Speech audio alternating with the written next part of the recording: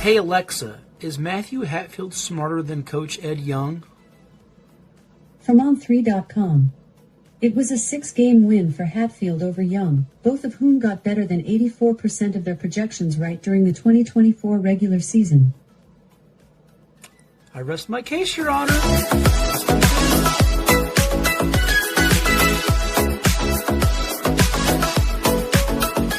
This is 757 Saturday Sports Talk. Here are Matt Hatfield and Coach Ed Young.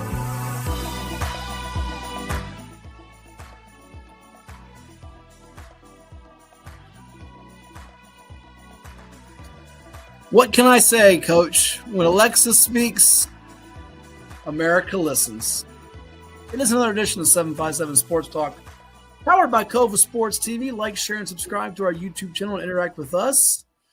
I am Matthew Hatfield, proud wearer of an Arizona Cardinals hat as they get ready to try to go to 3-0 on this season.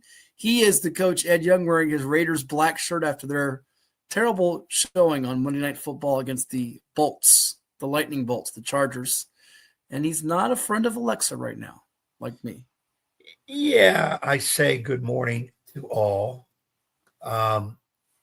Alexa's a little bit past her prime. I'm digging Siri because Siri likes me. Hey, Siri. Is Ed Young better than Matt Hatfield? You'll need to unlock your iPhone first. Siri. Siri. Now she's ignoring you. Now she's ignoring me. Yeah. Most chicks do this. Siri. See. Siri, the phone is unlocked. Are you there? Nope. She left you for She went another silent. reason. She went Yeah. silent. I don't understand. Put you on do not disturb mode. Yeah. Yeah, she won't talk out loud. Siri, one more time. Siri. Oh. Siri. Do you like me? Doesn't sound too promising right now, Coach. I could say yes, but instead I'll say yes, yes, yes, absolutely yes. Thank you, Siri. We didn't hear that. We're just going off what you're saying. Oh, okay. Oh, there you go. I see your love letter. At the Okay. bottom. It's at the bottom. Gotcha. With all the It's at the scores, bottom. by the way. Speaking of all Got a lot those of scores scores. we have on your screen, why We don't got we scores. fire it up? Why don't we fire it up and Let's get it do that all? because that's what everybody wants to hear. Is Yeah, scores, they don't scores, care about scores. Alexa or Siri or anything going on or how bad I'm beating you in picks or how bad you're beating me in picks. Well, It is- I am beating you, so it is important. Well, but I'm it not- was a wash on Friday night. I got one that we'll highlight. You got one that those Hickory guys let me down. But so did the Sun Devils for you. Before we get to the Friday action, let's gloss over what transpired on Thursday because there was a couple of Peninsula games. All the two storied rivals, Hampton and Phoebus, got in the winner's circle, Ed. So too did a couple of Bay Rivers district teams, one of which continues to roll and flex its muscles. The other one, it's that school that always gets you in the picks. They make you say dag nabbit every time you pick them or pick against them. And yet again, they haunted you. I thought I picked New Kent this time because they No, you didn't. beat Tab 20-10 on Thursday. They did, and they rallied in that ball game. You know, Tab, which led Pocosin a week ago at the half, Ed, looked like Tab was going to get themselves a nice win. John Byron's group is rolling, but not going to happen here as they lose to Pocosin, and then they turn around and they're unable to beat New Kent in this ball game, falling short 20-10, 49-yard fumble recovery for a touchdown allowed things to get a little hairy, and New Kent went on a long drive, ended things with a 5-yard touchdown with 7 seconds to go, and that's all she wrote. 20-10, doubling up the Tigers. Meanwhile, in the Bay Rivers District, Lafayette all over Bruton, 63 donut. Touchdown to Jy'Aire Love for Baum Hog, your guy. That was your player to your pick, and Breon Stokes, Bryce Johnson getting it done. So that covers the Bay Rivers for Thursday. What about the PD for Thursday as the Phantoms now have won 51 straight? PD went, I'm going to say our famous saying, as expected. Hampton, 47-7 over Woodside, and Phoebus over Kickingham, 41-0. That is right. And the Phantoms doing it nicely behind Maricus Banks, the sophomore trigger man who has not lost, I should say now, junior trigger man. He was a sophomore.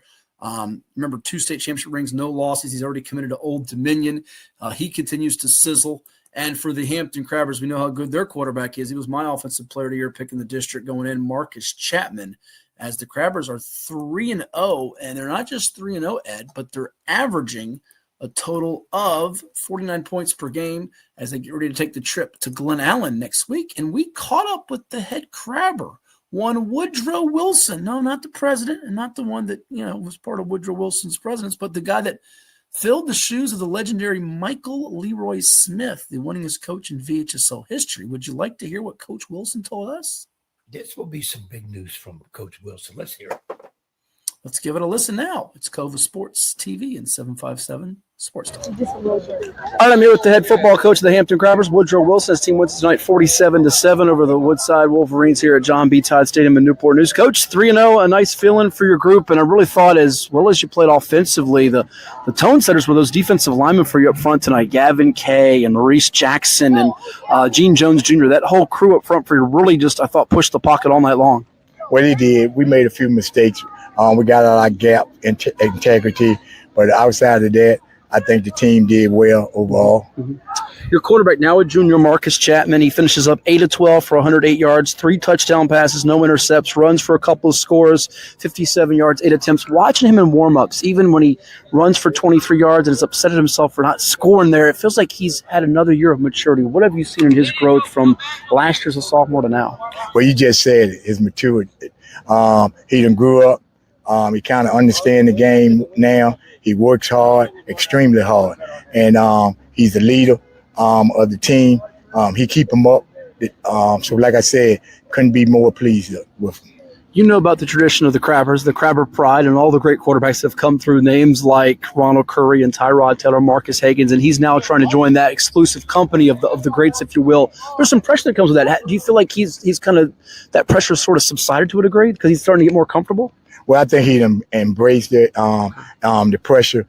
But the main thing, he know he still got to grow, and he will grow to get to the magnitude of those guys that you just named. Mm-hmm. I think he will be there definitely by the end of this year or the beginning of next year.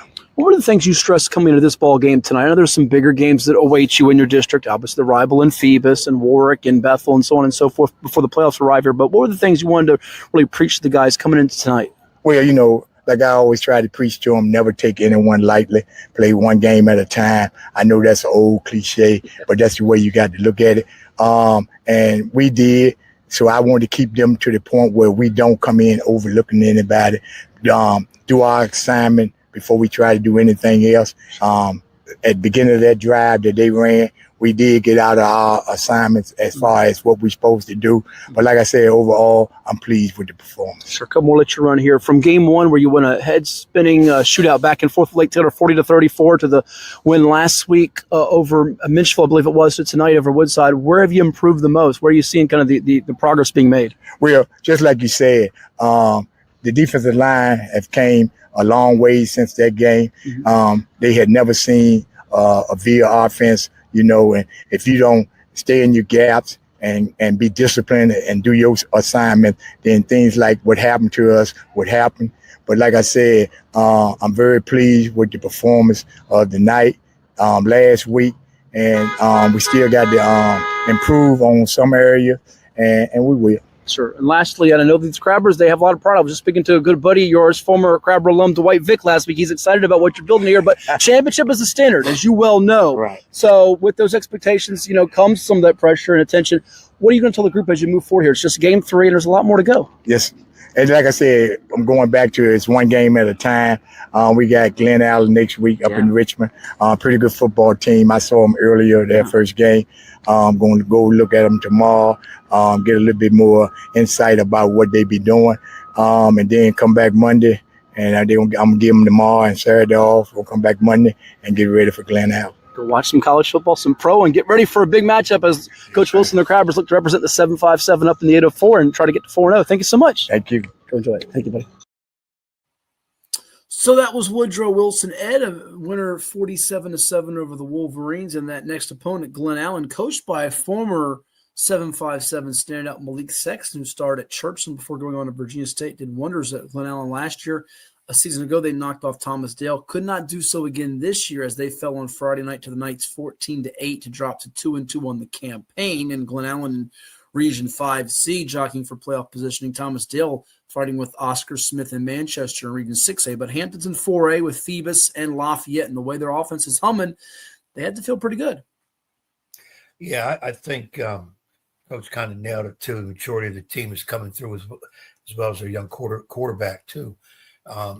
Decent opponents. Of course, the big one I thought key win was over Lake Taylor, but they really handled a decent Woodside team and really named the score on Menchfield. So Glen Allen will be a really test. Glen Allen is a physical football team. That'll give them a test because now, we're going to get into game 4, almost halfway point where pretty much now you are who you are. When you get to game 4 or 5 under your belt, you are who you are in the middle of the season. It's not a lot more experimentation. It's more, this is what we're set on. This is what we do. This is what we're good at. We got to worry about ourselves. Coach mentioned about getting out and see Glen Allen scouting, which is always important. Football is real big on exchanging the tape, so to speak. So they're doing a good job. And you kind of highlighted, and he agreed, that front line, point of contact at front line or defensive front line is making their defense look real good. Like you said, Denny Green, the late, great Denny Green once said, they are who we thought they were. Let them off the hook. Speaking of, you want to circle games on the schedule, Hampton Phoebus comes on a Thursday night this year at Darling Stadium. Put it on your calendar, October 16th. Be there or be square. But coming up next Saturday on September the 27th at high noon over at Todd Stadium, it's Phoebus in Warwick. We'll tell you how the Warwick Raiders did against the Heritage Hurricanes.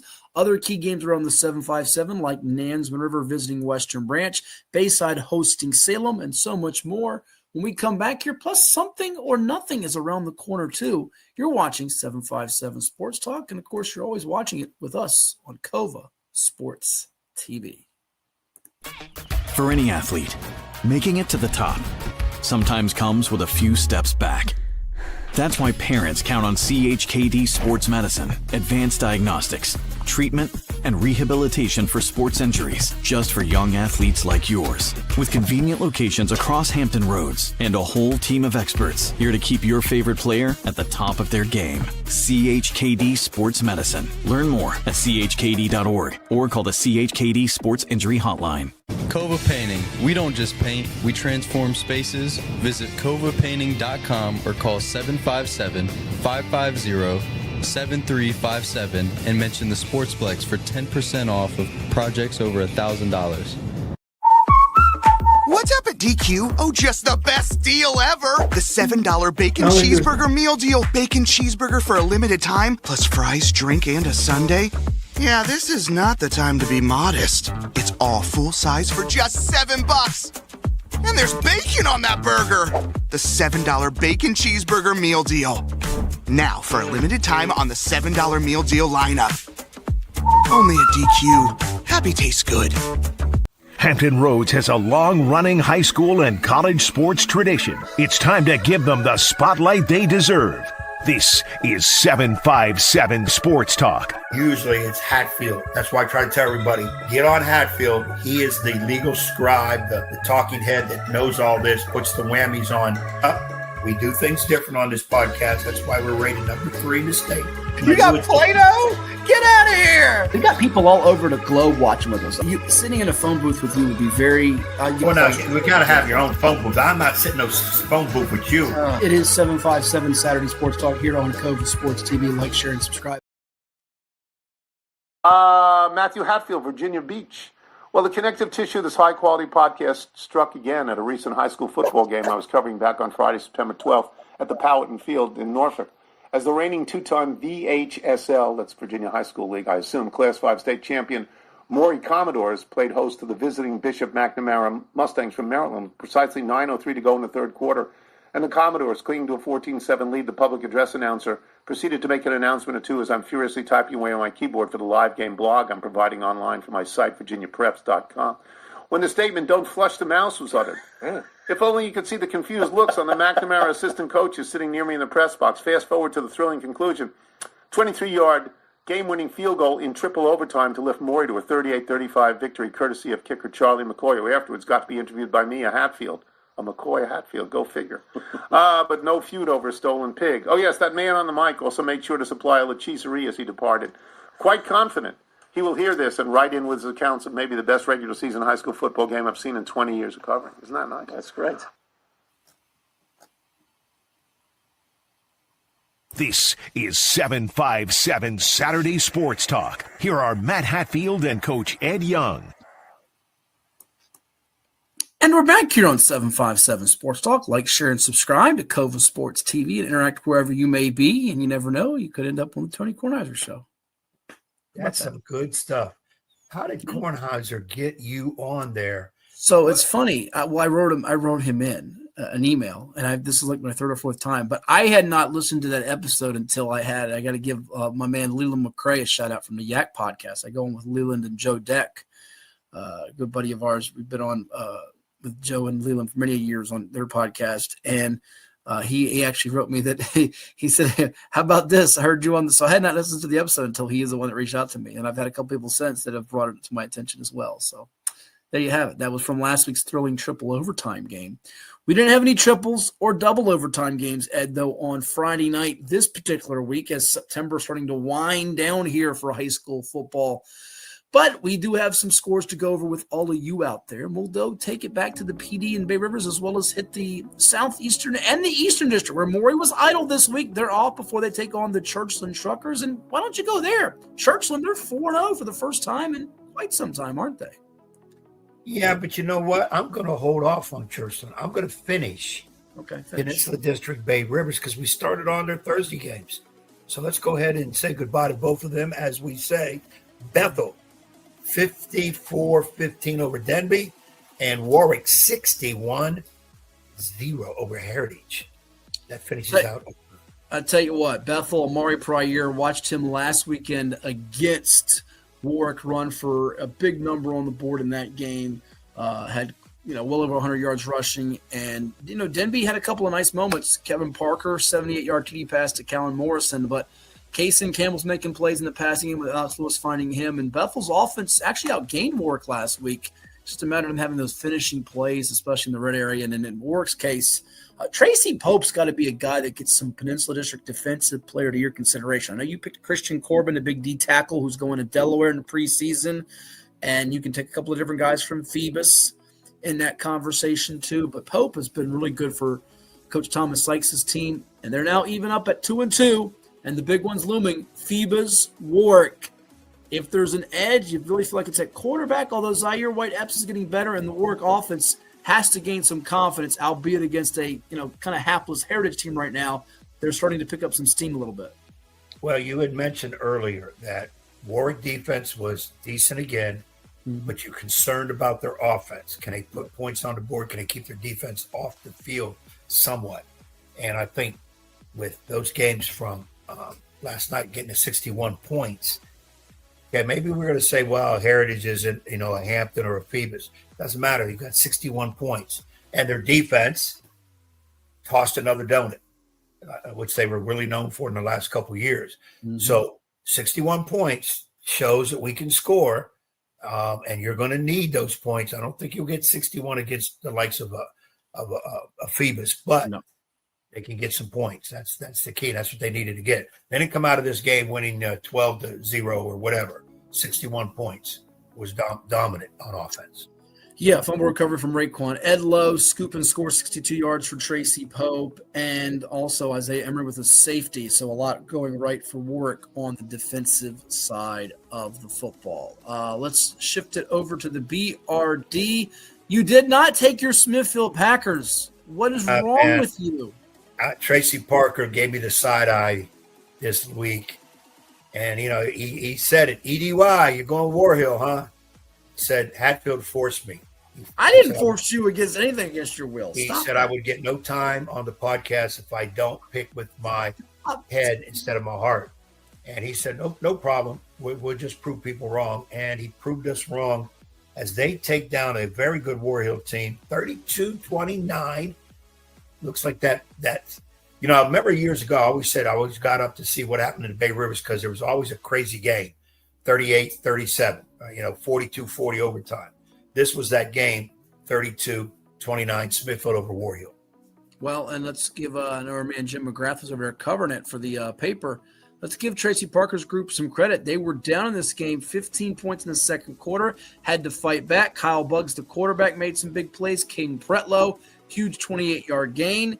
And the next thing you know, they get the War Hill ground attack, which had 318 yards under control enough to outlast them in a back-and-forth seesaw affair. Really good win for Smithfield because, as you know, in 4A, we've been talking about Hampton, Lafayette, Phoebus getting, high seeds. Might be a case where both War Hill and Smithfield have to open up on the road because we didn't even bring up Churchland, too, by the way. But you know what? You might have to play as difficult an opponent. You get a win like this. So 4A's got a little more intrigue to it now in the playoffs, and a really good win for Smithfield here. Really good win. Yeah, that's big. That's playoff implications because beginning of the year, we both looked at War Hill as being, I think you picked them third. I had them second, if I'm not mistaken. Everybody behind Lafayette, and Smithfield has the Lafayette game out of the way. They didn't take that one down at the beginning of the year. I thought I was at that game, and I thought they played them well. They just couldn't put the ball in the end zone.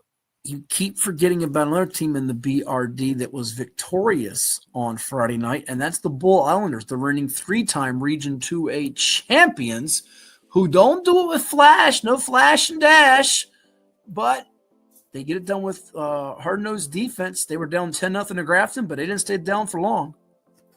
54 unanswered points to go 54-10 over Grafton. Another team that when they can put points on the board, they're hard to stop. They got multiple weapons. And they're a team that I think at the beginning of the year, I was not quite high on them as you were. I'm pretty sure I had War Hill over them. And I wanted to take my Smithfield Packers over them. I backed off a little bit and put Smithfield fourth.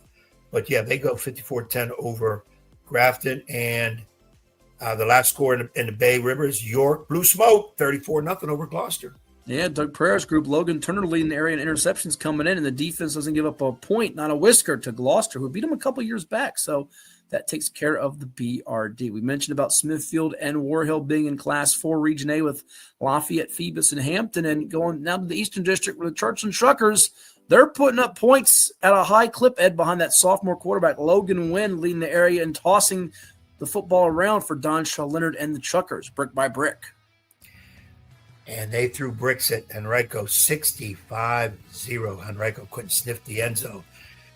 I know they got the big one with Maury. And I said earlier, bless you, Churchland, you're looking good, but you're not taking down Maury. They are gaining more and more confidence. They're putting points on the board. Maury is Maury. We understand that.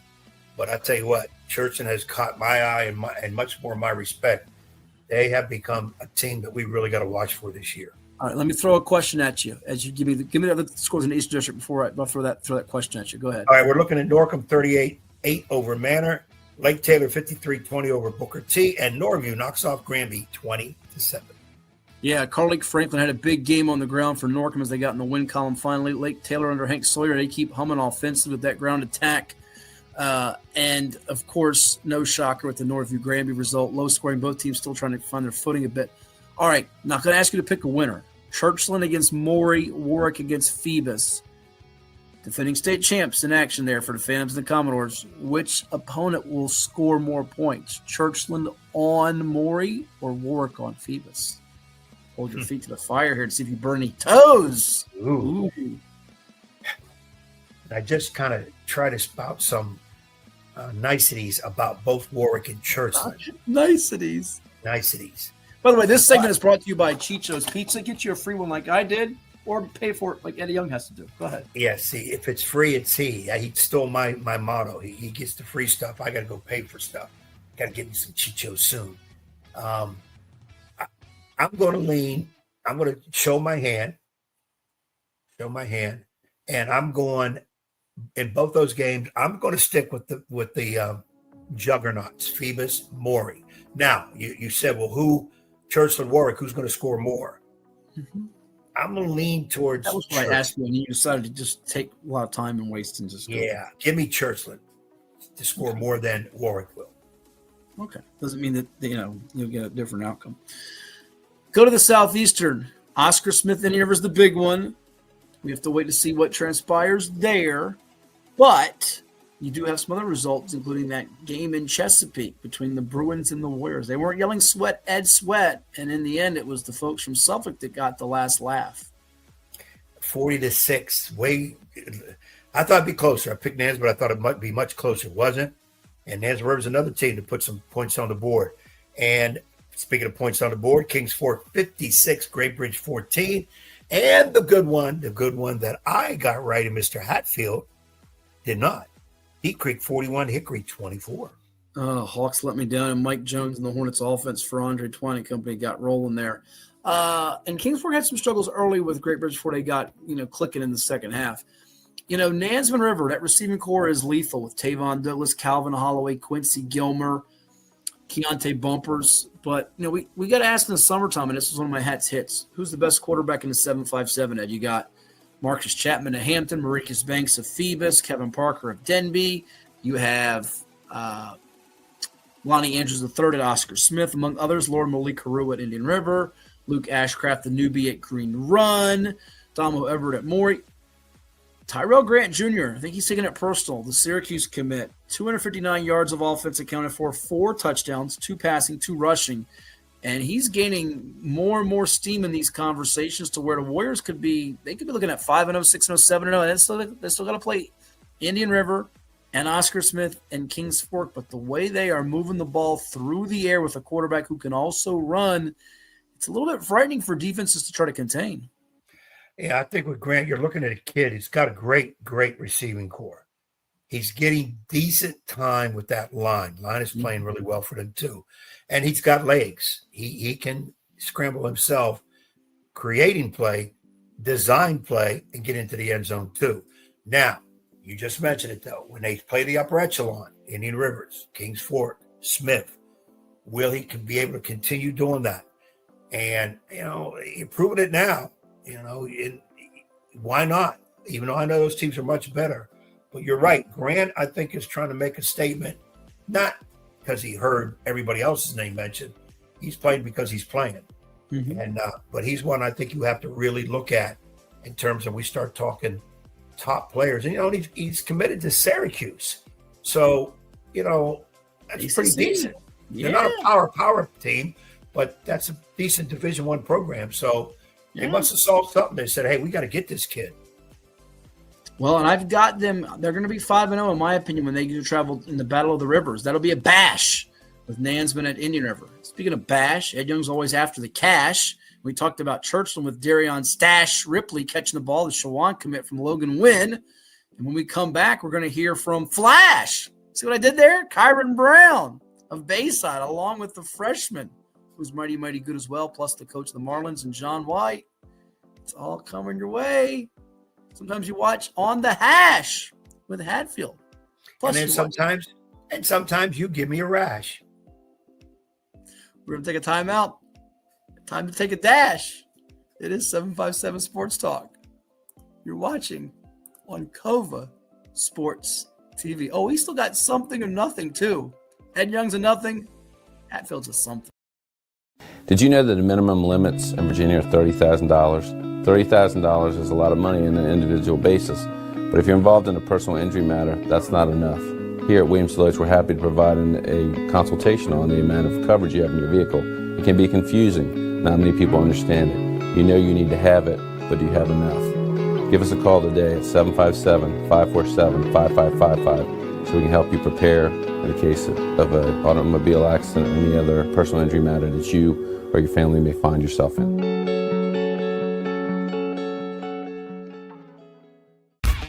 For any athlete, making it to the top sometimes comes with a few steps back. That's why there's CHKD Sports Medicine. Advanced diagnostics, treatment, and rehabilitation for sports injuries, just for young athletes like yours. What's up at DQ? Oh, just the best deal ever. The $7 bacon cheeseburger meal deal. Bacon cheeseburger, fries, drink, and a sundae. No time to be modest. It's all full size for just $7. Right now at DQ. Happy tastes good. Well, it's everybody's favorite time of year again. Time to prepare to make your annual donation to that infernal revenue service. And if you're like me, you need help. Help to keep that donation as small as possible. So get off your W-2 and call John Maynard at John's Tax Service. 455-6763. As a banker at Town Bank, we believe that people bank with people, not with banks. You're looking for an actual personal relationship, and that's what you get at our bank. You get that person that gets to know you, gets to know your business, is there for you. I think that is what motivates us, what drives us. And the idea that we are trying to serve others and enrich lives, I think is very true.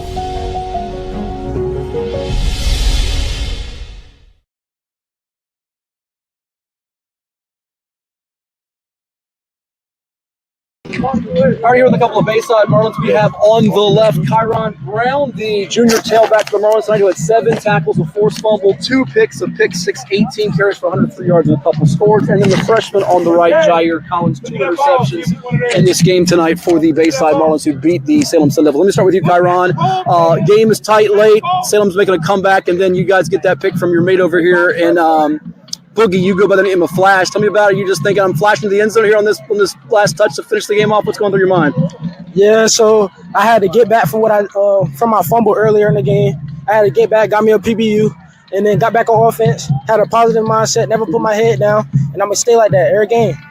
Jy'Aire, you had 2 big interceptions tonight, one over the shoulder, then the one in the fourth quarter that you telegraphed. Tell me about that play, because it was right after Kyron's fumble. Yes, sir. You picked your teammate up on that play, right? Yes, sir.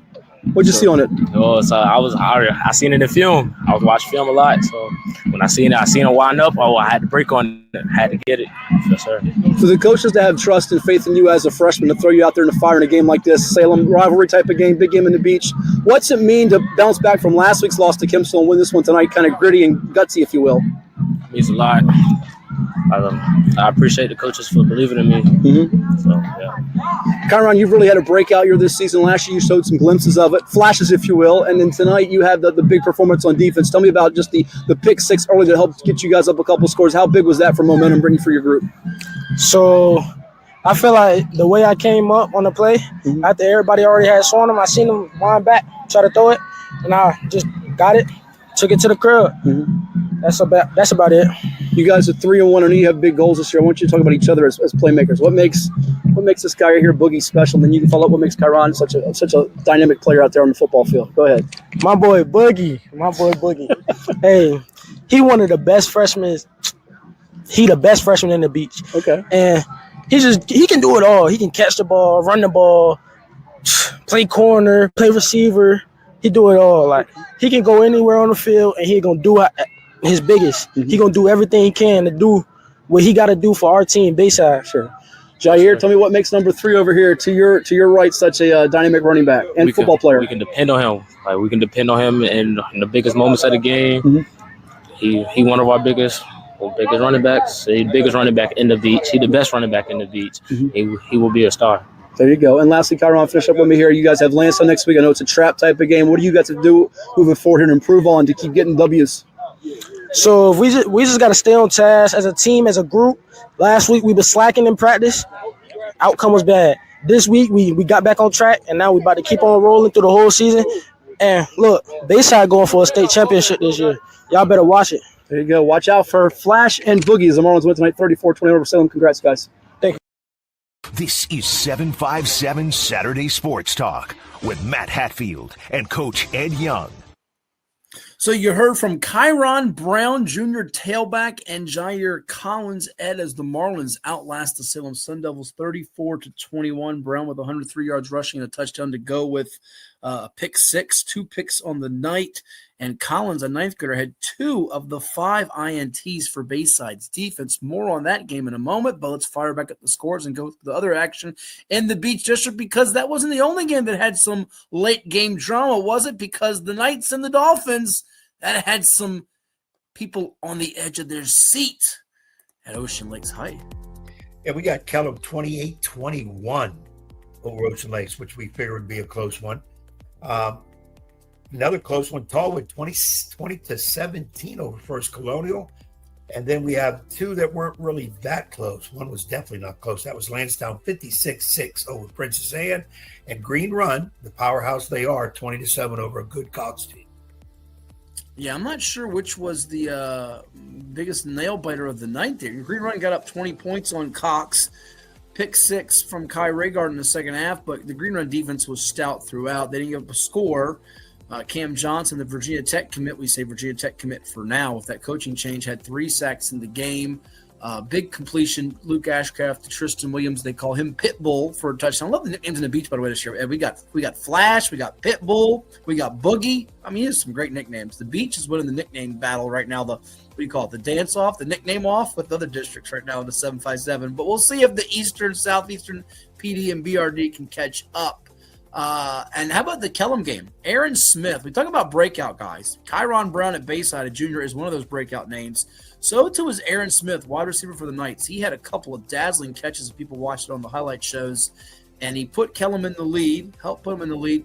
Ocean Lakes comes back, and they actually get the ball to the 1-yard line, and they run out of time at the very end. So the Knights end up winning in a series that's been pretty lopsided. Ocean Lakes has won 25 to 33 meetings all time coming in, and only one time on the field in the last 17 years has Kellam beaten them. So this is a good win for Brian Neas and company. We hope to connect with him a little bit later on in the program. So there you have it. You did take Salem, and I had Bayside, and you took an L on that one. And I took Deep Creek, and you took Hickory, and you also got. You got to watch how I use my fingers. Yeah, be careful. But that's now, is that 3 weeks in a row you have been wrong on Bayside games? You're like your new Kent. No. Yes. No. You picked them to lose against Cox, right? Or did you pick them to win? No. You picked them to lose. No, I picked them to win because remember I said I'm kind of getting Bayside mixed up. And I said, John White, you're letting me down. So this week I went against them. I figured. Right. Okay. You took them last week against Kempsville, and you got it wrong. So it's 2 weeks in a row you've gotten them wrong. Right. I did take them against Kempsville. But whatever you do against Lansdowne next week, beware. Buyer beware. Well, I'm going Bayside next week. Right, well, but before we do that, though, would you like to hear what the head coach of the Marlins had to say after his team's win? Definitely, because he knows better than both of us. All right, here it is. John White with us on Cova Sports TV. All right, here with Bayside head football coach John White as Marlins win it tonight 34-21 over the Salem Sun Devils to move to 3-1. Coach, to get the bad taste out of your mouth from last week's loss to Kempsville, had to feel pretty good. You got off to a great start. A little rocky and roller coaster-ish in the middle, but you guys finished up strong to get this W moved to 3-1. What's the feeling like? And I think you'll take this as opposed to the result from last week, right? Yeah. The move to 3-1 has been a while since we've been in this position, especially with a quality team. It's not like as though we're trying to figure stuff out every week. We know who's who in the zoo. Strategically things are working well. Butter and Glover are doing a heck of a job along with Taki and Dozier with the offense. They're doing a beautiful job with the offense with the pieces that we have. So with that being said, defensively we can do some very good things as well. So with that being said, it's really just us finding our resolve every week, making sure the mental wellness is there. Things don't go right. How do you respond to it? Yeah. And tonight was kind of a microcosm of that. We had some, Kyron does not fumble the ball. He fumbled last year, ironically enough, versus Salem. Right. That was the only time he fumbled last year. This time he fumbles. It was a close one, whatever, but the team responded. Mm-hmm. So that's all you can do as a man in this world is respond correctly. And a game that had 9 turnovers. You mentioned Kyron Brown, who had the 2 interceptions for you, a pick 6 early in the first half. He gets the touchdown run to seal it for you. 7 tackles. He's all over the field. But also, in addition to him, a freshman by the name of Jy'Aire Collins. I know he goes by the nickname of Boogie. Yeah. Makes 2 enormous plays for you. He has 2 picks, almost had a third, in fact. He stepped up 4th down. The game was on the line, and he showed his coming of age, didn't he? Yeah. So my nephew Boogie, my cousin Vaughn and I have always been very, very tight. And, we all coach him AAU track. His mom, Jazz, and Vaughn do a heck of a job with JDC3 Elite, their AAU track team. Mm-hmm. So to see him come up, he cut his teeth in the ODU 7-on-7. He does a good job. He could be a tailback if he wants to. He's obviously a good slot receiver, what we call a H. And he's a very smart cover corner, and he'll tackle you. He's strong. I think he already deadlifts like 330. So he's a Virginia Tech offer kid already. He's special. He's special. And he plays within the group. There is no me stuff with this group. And he's one of those guys, I think you even said it, Matt, a long while ago, the really good players are the ones that make them around them better. Him, Ashton Smith, who's just different, Kamari Kirby, Kamari Eubanks at tight end. And of course, Jy'Aire. A lot of these guys, Breon, who's doing fantastic. A lot of these guys, obviously Flash, they play well together and they make those around them better. They're not critical of the teammates, they're more critical of themselves. They let us coach. They are coachable, which is ironically enough rare in this day and age where kids or people in general don't like to be criticized, especially when it's constructive. You tell them exactly what's wrong, they take it personal. But if you can differentiate communication, they understand where you're coming from and they absorb that, they get better. And that's what we've done tonight. Sure. Come more, let you run. You mentioned it. You have a lot of youngsters on this team. I know you have like 17, 19 seniors, whatever, but a bunch of sophomores, juniors, the freshmen admitted play. But is that kind of what this team is right now? You're striving to be elite. You have the work ethic that's there. You're going to make some mistakes, but this group bounced back from it. Even in the second half, as they're gashing for some big plays, a number of guys, I think it was Marquise Miles, I believe, for you. That's sophomore linebacker. Yeah. Franklin for you, defensive lineman, another 10th grader, make some plays. You guys were able to respond from some adverse moments, and this group doesn't have that quit in them, if you will? Yeah. And last week, I'm not going to lie, we did. Guys were just, we had a big win versus Cox, and then we see the film versus Kempsville, and it's like impatience. Sure. Oh, we'll take care of them. That's and not Cox was a bugaboo for y'all for many years. Man, for like 27 years. So, we have that big win. Feels great. You get back to work, and next thing you know, mistake. Oh, my God, what's going on? And Cherry does a good job. Jerry does a good job. Wetmore, they do a good job. They have good players over there, a good football community over there. So they put it to us. We responded here and there, but we didn't finish that job. But we learned from it. Our guys full-blown was like, that's on me. I shouldn't have did that. That's on me. My mind should have been this way. And we did it tonight against a very good team that beat Kempsville. Sure. And lastly, that leads me to my final question for you. You take on your former coach in Robert Jackson, Lansdowne next week. It's kind of a deja vu from what happened. The Cox win, you get to play Kempsville, you come off this big win. Yeah. What's the message to your group? You win a game where you turn the ball over 4 times, which isn't something that usually happens. So there's some things to needle the group about? Well, it's funny. We talk about, penalty games where it's riddled with flags, and man, this is bad. When we won a game where it's been flagged or officiated badly, and we also had games where we turned the ball over 6 times. We had Daryl Sills turn the ball over 6 times. We still won the game. That's not always going to happen. That's not a stat that you really want to go by. So if we limit that, we're going to do well. Jack's group is always going to be physical. I understand what he preaches. They played Salem close. They played Cox close. I assume they did well tonight, so we'll see what the film's looking like in a couple of hours. I will. Everybody else should be asleep. And get back to work. That's all we can do. Well, thank you so much. Congrats, and go enjoy it. Yes, sir. So while Lansdowne beats Princess Anne by 50, Bayside is able to hold on and win by 13 over Salem. Sets up the Eagles at 2-2, taking on the Marlins at 3-1 next week in the Beach District. It's 757 Sports Talk on Cova Sports TV.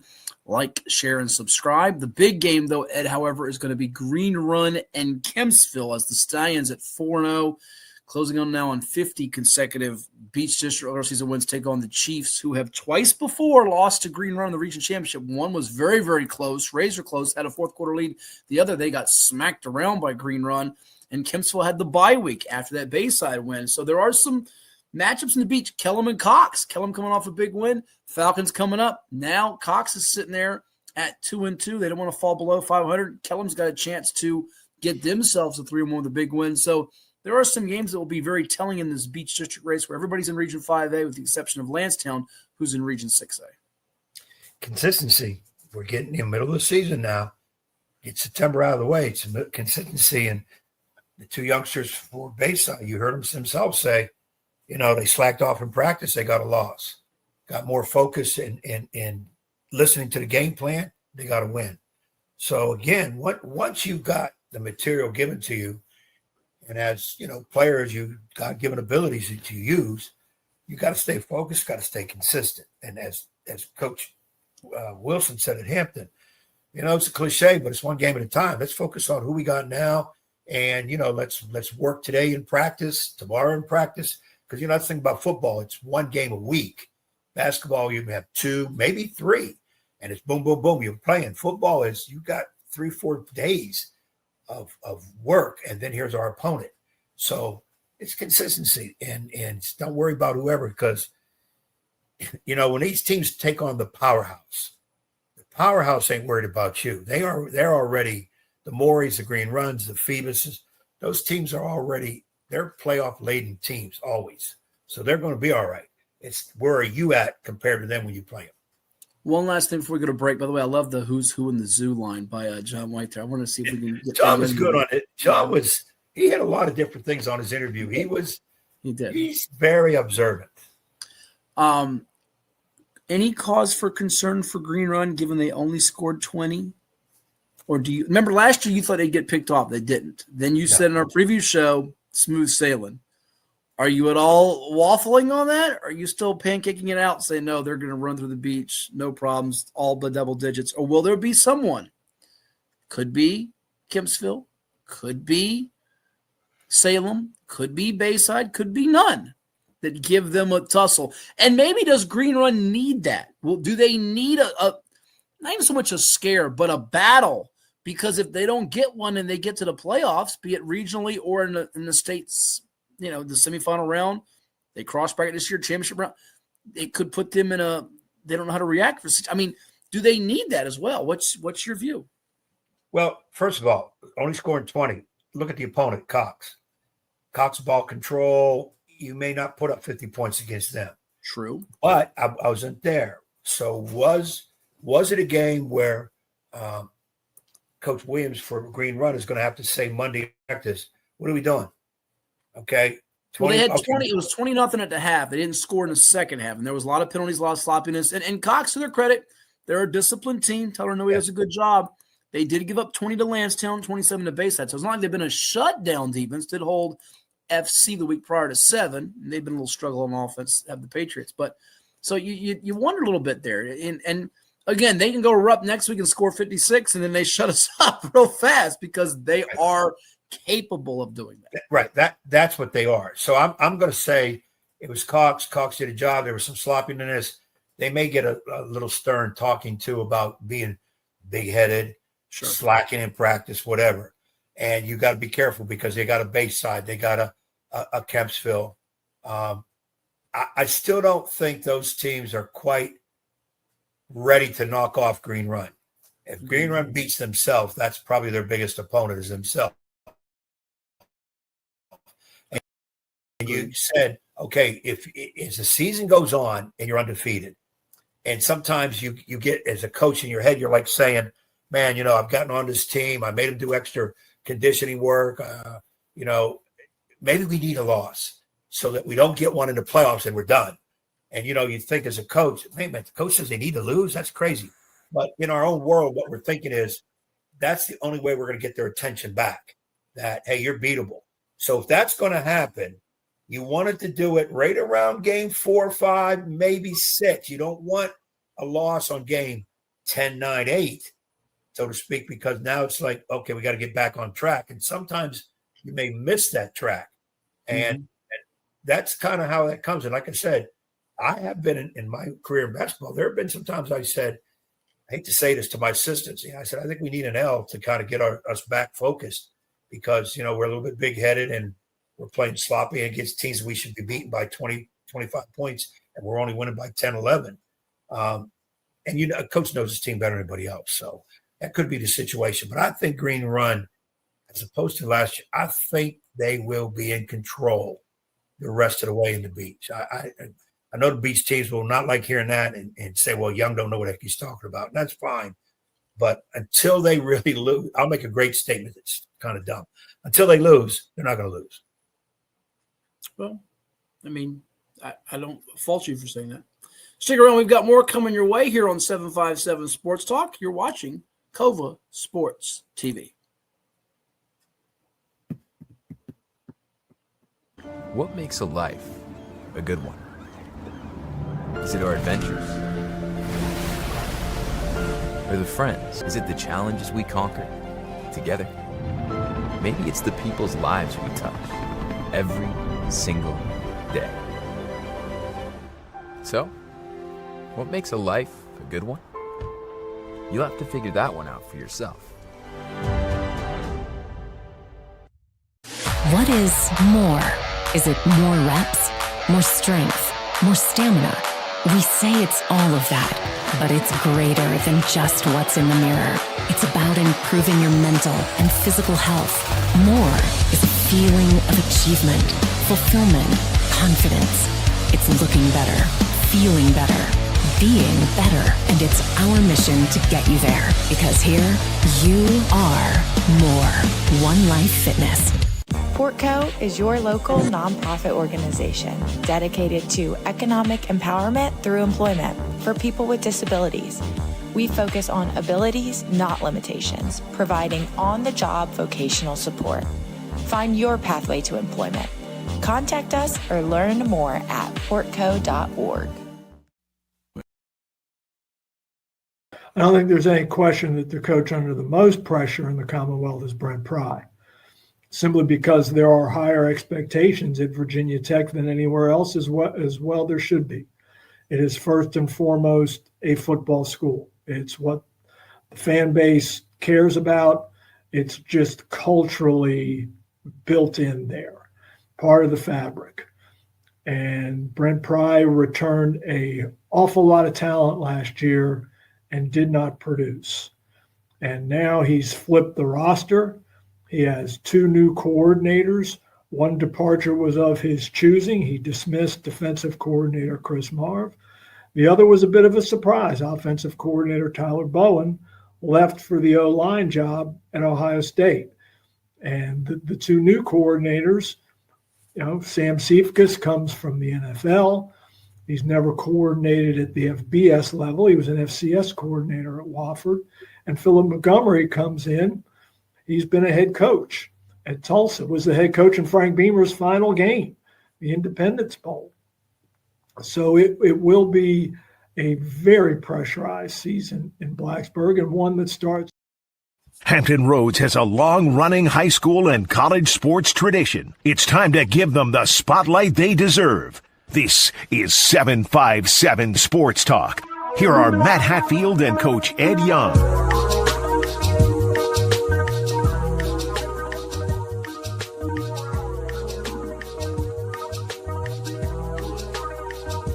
Well, now, did David Teal sort of forecast the things that were going to happen potentially in the Commonwealth when it came to college football, when he came on our show in August, Ed? And just like that, poof, Old Dominion knocks off Virginia Tech yet again. And gone is the head football coach of the Hokies, Brent Pry. Got the ouster over the weekend following that loss.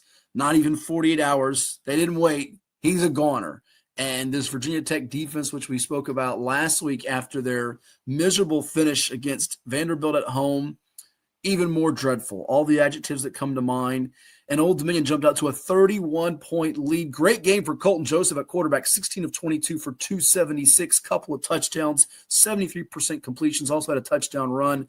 And I know you being the coach that you are, though it is on the hardwood basketball side of things, will point to the penalties as the ultimate undoing for one Brent Pry as the big whistle in Blacksburg. Yes, I did a little digging, and my phone allows me to bring it up. You got the shovel? You digging? Yeah. Penalties. This time it was 12 penalties for Virginia Tech, 114 yards. Okay, worth. And, when they lost before the first time, it was 15 flags for 106 yards. That was the game at ODU, Brent Pry's first game. When they had that blocked field goal before the half that sparked the Monarchs, and that was a comeback win for Old Dominion. This time, there was no coming back for Virginia Tech, and there's no coming back for him as the man in charge. I had caught some of the second quarter on at the establishment I was at, getting some food. And when I saw 31-0, I thought I was because they had like 9 games on TV. I said, that's not Old Dominion. Maybe that's somebody else with letters similar to it. But it was Old Dominion. And I said, second quarter. This guy next to me, I said, this game over. Man, the game's only in the second quarter. I said, this game is over. And I even made the comment, this could cost the head coach of Virginia Tech his job because he'll be 0-3, another loss to Old Dominion. And it's Old Dominion against Power 4 schools, I had the stat, is 3-17 all time. Guess who the 3 wins are? Hokies, Hokies, Hokies. Or can we say chokies, chokies, chokies? You win the door prize. All right, what's my door prize? Or on your way out. Don't give me Virginia Tech gear right now. Listen, and by the way, this is going to have some serious, as you know, ramifications on the recruiting front for the Hokies in state. But Brent Pry was not the only coach to get the boot on Sunday, Ed. Another coach got the boot on Sunday, and that was one Deshaun Foster, former NFL running back. You remember him with the Carolina Panthers in his second year, and he is out the door. It started off with a 43-10 loss to Utah at home, and then 2 more losses that were not any better, not any more encouraging for the Bruins, who are known for their basketball. You heard David Till talk about Virginia Tech is a football school. UCLA is a basketball school going back to John Wooden. But when you lose to Mountain West teams, and you're now in the Big Ten from the days in the Pac-12, it's brutal for you. It is brutal. And now the question becomes, who will be the guy in charge at UCLA? Interim coach is Tim Skipper, but I hear the name Kalani Sitake from BYU. He's a hot name. And in Virginia Tech's case, the name that is the hot name is the guy at JMU, and Bob Chesney, 48 years of age. We know what he's done with the Dukes so far, and the Dukes just turn out good coaches from good coaches to good coaches, from the days of Mickey Matthews to Mike Houston, and now Kurt Cignetti at Indiana, who's got a top 20 showdown with Illinois on deck. But the coaching carousel spinning in September, that's never a good thing for the long-term stability of a program, is it?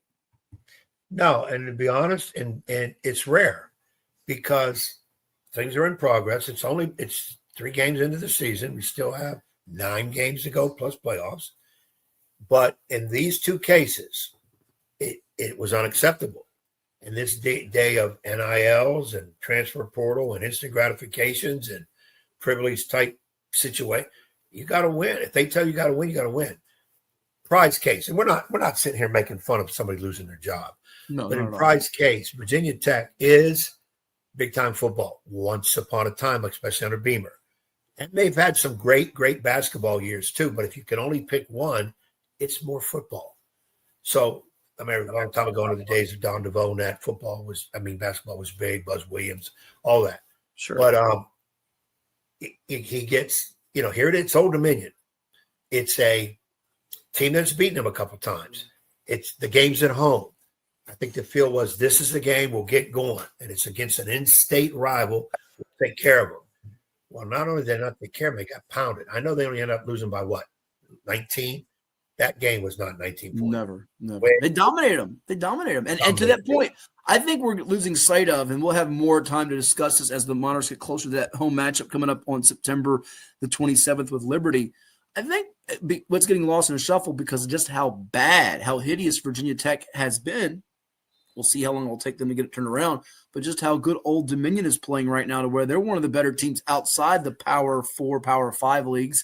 And maybe the Monarchs could be a sleeper when it's all said and done to contend for the Sun Belt. And dare we say, if they're able to match, with JMU, and they got to beat Liberty before they even think about JMU, could they be the best team in the Commonwealth? Because Virginia blew out William & Mary, but Virginia's had a little bit of a shaky start themselves. So that's an odd thing to say. And Ricky Ronnie could make himself a hot coaching commodity after being a guy that was also a little bit on the hot seat in some people's eyes to start the year. Now people could be throwing bouquets of flowers. So it can change really quickly in intercollegiate athletics, as you well know, with the coaching carousel. We've got more coming your way here. It is 757 Sports Talk, and you're watching it all the time on Cova Sports TV. Stay tuned. For any athlete, making it to the top sometimes comes with a few steps back. That's why parents count on CHKD Sports Medicine, advanced diagnostics, treatment, and rehabilitation for sports injuries, just for young athletes like yours. With convenient locations across Hampton Roads and a whole team of experts here to keep your favorite player at the top of their game. CHKD Sports Medicine. Learn more at chkd.org or call the CHKD Sports Injury Hotline. Kova Painting. We don't just paint, we transform spaces. Visit kovapainting.com or call 757-550-7357 and mention the Sportsplex for 10% off of projects over $1,000. What's up at DQ? Oh, just the best deal ever! The $7 Bacon Cheeseburger Meal Deal. Bacon cheeseburger for a limited time, plus fries, drink, and a sundae. Yeah, this is not the time to be modest. It's all full size for just $7.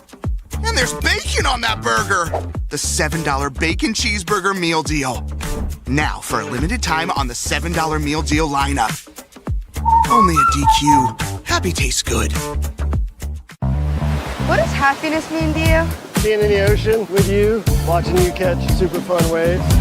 In Virginia Beach, happiness is breaking barriers and savoring the sunshine. I couldn't pick a better place or a better person to be with. This is what makes me happy. Happiness is going all out. And taking it all in. Here, happiness is whatever you make it. Find yours in Virginia Beach.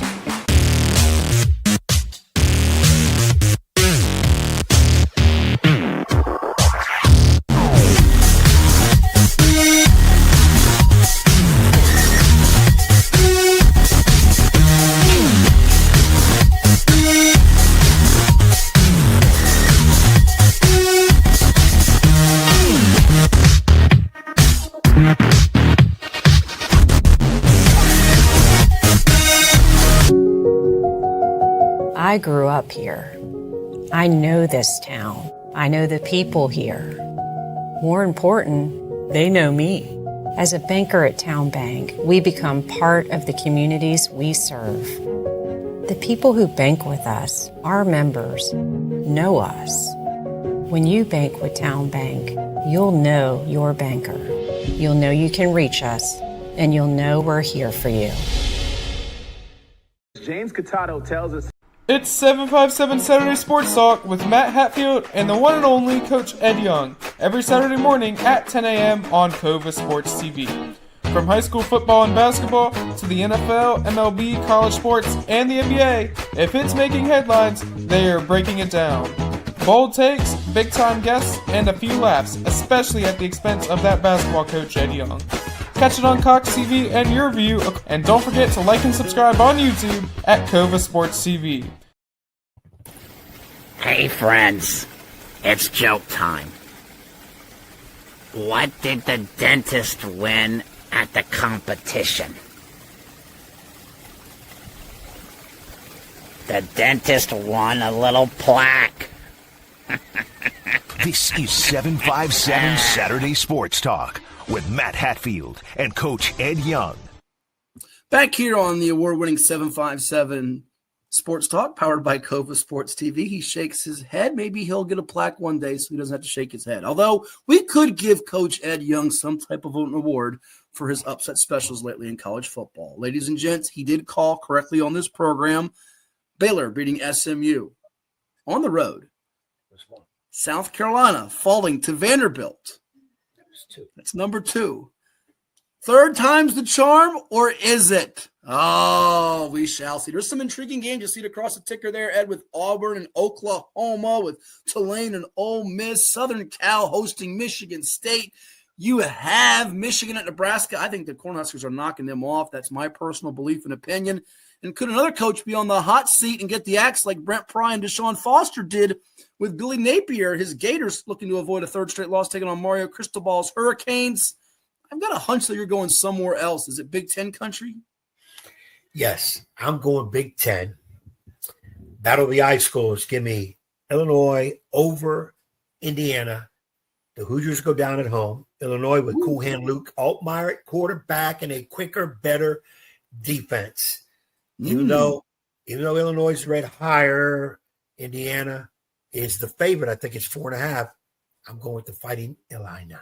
Look at you doing the homework. And by the way, Indiana featuring a local product from the 757 and Kellam Black out of Salem High in Virginia Beach, formerly of the Dukes of JMU. And yeah, Kurt Signetti's brought in some guys from JMU. He does it. He does it all the time. So, okay, you're going with Illinois to stun Indiana. I don't really stun them. I'm going with Nebraska to knock off Michigan, 2 seasons removed from a national championship. What about in the National Football League? You see one there on the screen, Ed, that could happen in the 1 o'clock window or even the Thursday window. Dolphins knocking off the Bills. Is that going to happen? No chance, right? No, that's not happening. Go. You look at the middle, Vikings, Bengals, 2 good teams, but Bengals 2-0, but Joe Burrow, turf toe, not playing. I think Minnesota takes them down.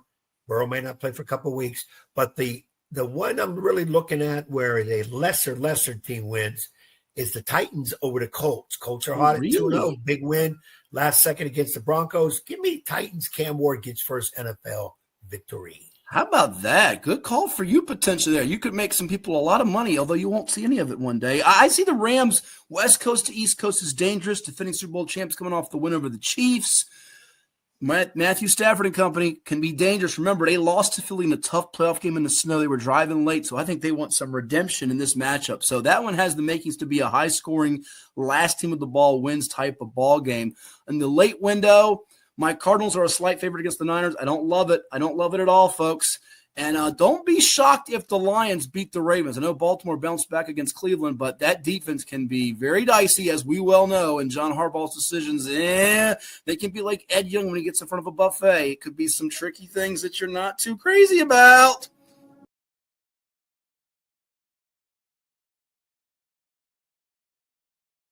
What is more? Is it more reps, more strength, more stamina? We say it's all of that, but it's greater than just what's in the mirror. It's about improving your mental and physical health. More is a feeling of achievement, fulfillment, confidence.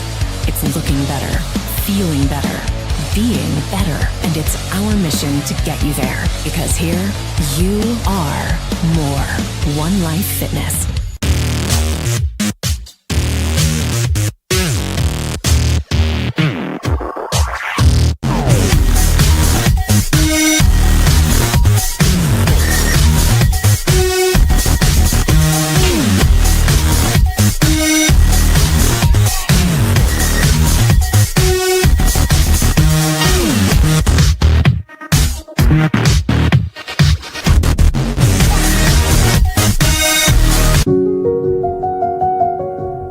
As a banker at Town Bank, we believe that people bank with people, not with banks.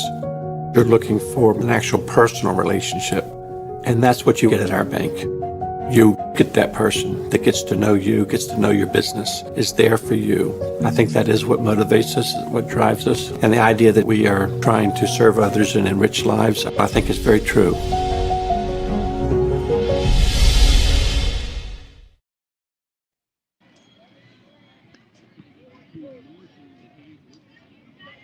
Hampton Roads has a long-running high school and college sports tradition. It's time to give them the spotlight they deserve. This is 757 Saturday Sports Talk. Here is Matt Hatfield.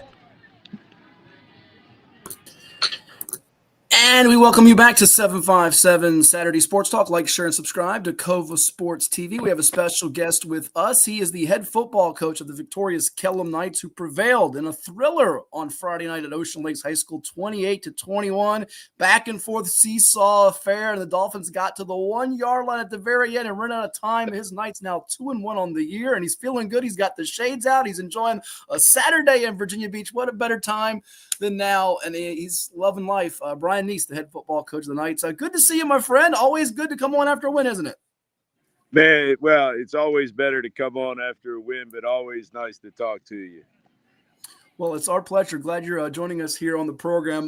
Tell us about that win, because I know, and putting this out last night and even writing up our predictions on VirginiaPreps.com, that the Dolphins, they've been a thorn in your side. You had a triple overtime game with them a few years ago. You beat them for the first time in, I think, almost 15 years to a couple seasons back. But this was a big win for your team. Coming off the bye week, you played Green Run very competitively for the first half, got away in the second half, but you're 2-1. Big rivalry game with Cox coming up. team's making some progress.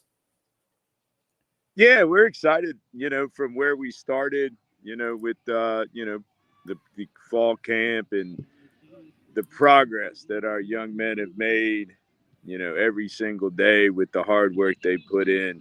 That hard work starting to show some benefits. We've got a relatively young squad, and these youngsters are growing up pretty fast. So we're excited to see their progress so far, and then thinking about how much more they're going to make. So if we continue to get a little bit better each week, who knows what'll happen this year.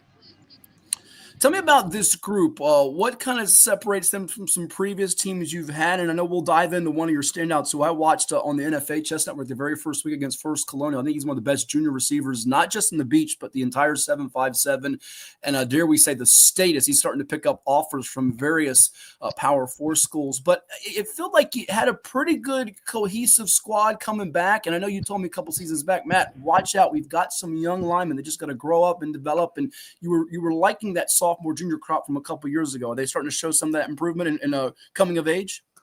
Yes, sir. Like I say, we have only one senior on the O-line and 4 juniors, and they have absolutely worked their tails off. 3 of them are very competitive with our wrestling squad, and they go out there and just compete. We've got a junior offensive tackle, Max Galbraith. He's about 6'4.5", 270. Sam Frazier, tough wrestler who wrestles at 215. He plays the guard. Hayden Horsley, another heavyweight wrestler. He plays the center. Alexander Michaelishek is a guard, big old heavyweight wrestler. And then the senior on the line is Taylor Hare, true team player who's played tight end the last few years, but he decided that for the betterment of the team, he would move in and play that right tackle. So they're working real hard together, and the progress they've made gelling together and knowing how each one works, and that has been fantastic so far. Tell me about the bye week, because a lot of teams love it early. A lot of teams dislike it. Some hate it if you got to play 10 in a row, and the beach has 11 schools. It's now the issue the Bay Rivers is encountering with the change from Gloucester going from the peninsula to the Bay Rivers, that there's no out-of-district game. So I'm sure you can share a thought on that, like it or lump it. But the bye week comes for you early. You beat FC. You lose to Green Run. It felt like it was time well spent for you before the Ocean Lakes game. And if you're 1-1, season could go one or two ways. Big win for you last night. Take me through just the process and what you and your staff and your kids discussed going into that game. And now at 2-1, you have to feel like you're again taking steps here. Yeah, the bye week was actually in a perfect spot for us. This year in this little 2-year cycle, the week 3 bye week really worked out. Our quarterback went out with an ankle in the first quarter against Green Run, Mason Roach. And so it gave him that week to get his ankle back and going. We had another, couple kids dinged up. Gave us a chance to refocus, work on technique, get some guys healthy, fix some of the little tiny things that were causing us some problems, and, really, game plan. And not just for, Ocean Lakes, but, we don't look ahead, but we practice techniques that'll help us later on. So we really were able to dive into details, and that really helped us out this week. We're chatting with Brian Neas. He's the head football coach of the Kellam Knights, now 2-1 overall before their key district tilt coming up with the Cox Falcons on September 26th, this coming Friday at Frank W. Cox High School in Virginia Beach. It is 757 Sports Talk, and it's powered by Cova Sports TV. Like, share, and subscribe. His team had dropped 13 in a row to Ocean Lakes, broke through in 2022, had a triple overtime loss, a loss last year, and then winning a thriller on Friday night over the Dolphins on the road, 28-21. I watched the highlights of that last play, Coach. When you see the time run out, your entire, not just your sideline, but it felt like your fan section and student section that came with you, they wanted to storm the field to celebrate a win, because when it's coming down the wire like that, 3-2-1, we see it in college football and the NFL. Crazy things can happen, and you're just biting your fingernails, aren't you? I didn't realize it on the play itself, but they got a first down on that completion. So I'm sitting there screaming at the refs, run the clock, not knowing they got a first down. So they had to stop the clock real quick. And then once they set the ball, I don't know if I was trying to move the clock faster in my mind using some telepathy or something. But daggone, that was fun. And then the kids, kids are excited. That was awesome. That was a heck of a game. Comes down to a tackle made by our junior Cash Horner. Sophomore Cash Horner, DB. Got it. I don't care how he gets him on the ground. He got him on the ground. And, man, let the celebration begin. No doubt about it. And you remember a couple years ago, that triple overtime game that you lost to the Dolphins 20-13. I know they got you 21-3 last year, and you beat them, I mentioned, 15-7 in 2022. As a coach, are you thinking, oh, no, if they scored us, are they going for two? Are they going overtime? What's kind of going through your mind? Are you going through the different scenarios and possibilities as it's all scramble mode there? Take me through what the head coach is thinking. In my mind, they're going for two. And so we had already talked, which formation they had. They had a couple of 3-yard plays, that they could use. And we had, kind of figured out what we wanted to do. We were ready to jump into that if we had to. I had one more timeout left, so I could have burned one and set up. But, thank goodness I didn't even have to worry about it. Didn't come down to that. Let's dive in on the offensive weaponry. I sort of hinted at it earlier. Aaron Smith, he's been balling out. I know coming into last night, 10 catches for 260 yards and 2 touchdowns, and he was off to the races a couple of times on Friday night as well. And I believe you got a new quarterback with him because your projected starter transferred out late in the summer, but I think it's Mason Roach. Just speak on what Smith has done because you've moved him around. He's not just played wide receiver. He's been all over the field, and he's been one of the best playmakers in the entire beach. Yeah, he is. He's a special athlete, and more importantly, he's a good kid. And so we're going to take advantage of his skill set. So, against Ocean Lakes, he started off the game as quarterback. So we put him back there and let him run around a little bit, let him throw a little bit. And then we'll move him. We'll play him outside. We'll play him in one of the slot positions. We opened up the offense this year, for 75 years, I guess, or we've only been open for 62. Kellam's always had a tight end. We've always had that guy at the end of the line. We went away from that this year.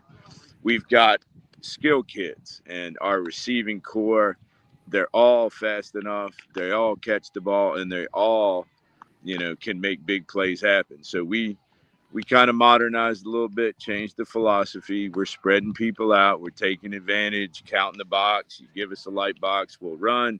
You give us a heavy box, we're going to get that ball sideways fast to one of the guys that runs real well. Our quarterback, Mason, he got some reps last year.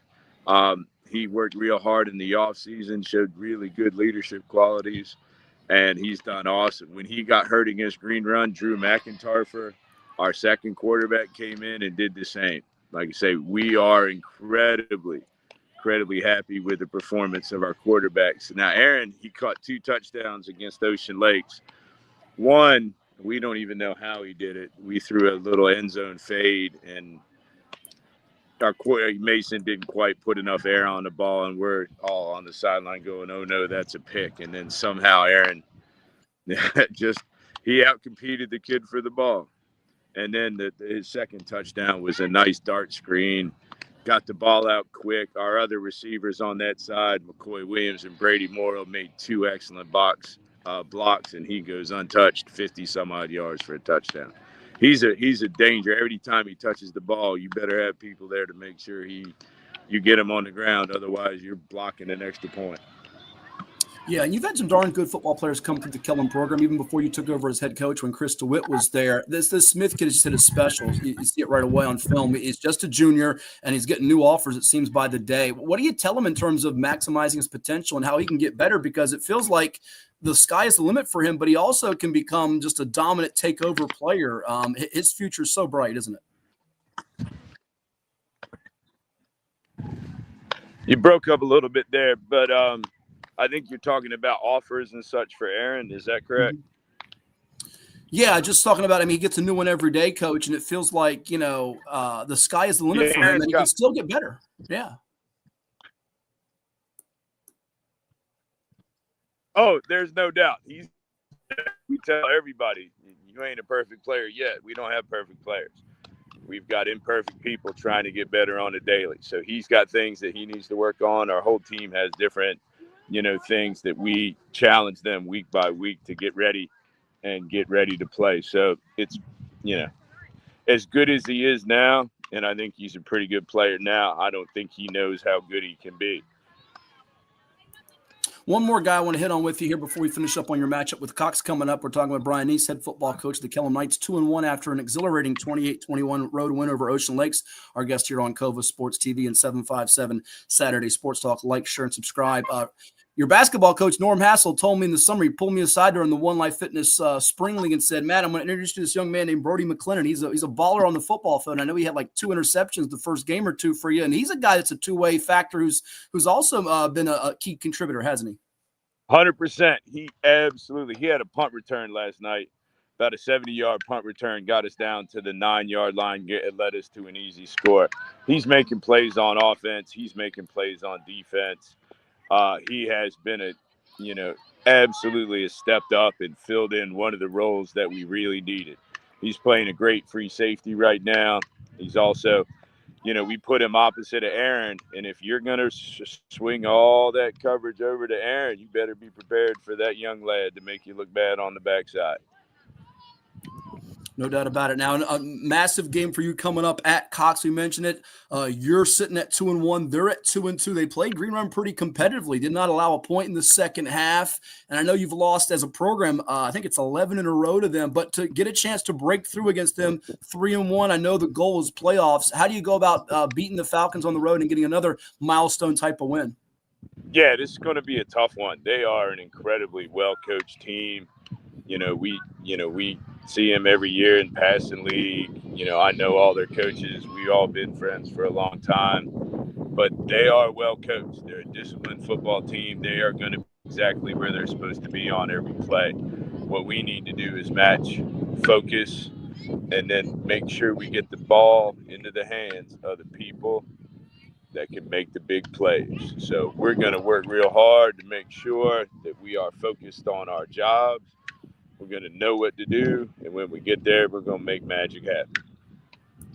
He's the magic man, the maestro on the sidelines for the Kellam Knights. Brian Neas here as his team is 2-1, fresh off a 28-21 road win over Ocean Lakes. They've got Cox coming up again this Friday, September the 26th. Always a pleasure, my friend. We made sure Coach Young went on assignment so we didn't jinx you for next week, so we can't blame him.